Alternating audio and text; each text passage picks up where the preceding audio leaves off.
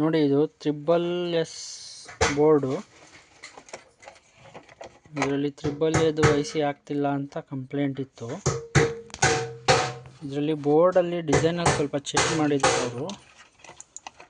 So ಅದಕ್ಕೆ ಏನು ಮಾಡ್ಬೋದಂದರೆ,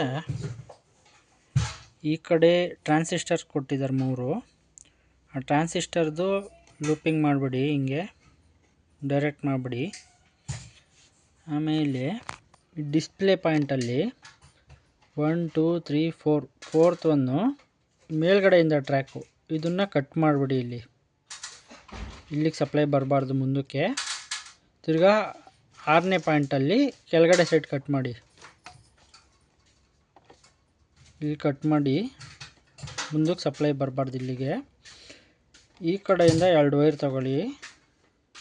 ಈ ಗ್ರೌಂಡಿಂಗ್ ಪಕ್ಕದ್ದು, ಅದ್ರ ಪಕ್ಕದ್ದು ಗ್ರೌಂಡಿಂಗ್ ಫಸ್ಟು, ಸೆಕೆಂಡು.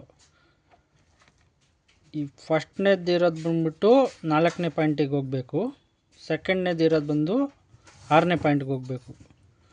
ಹಂಗೆ ಮಾಡಿದಾಗ ನಿಮ್ಗೆ ಈ IC ಪಕ್ಕಾ ಕೆಲಸ ಮಾಡುತ್ತೆ.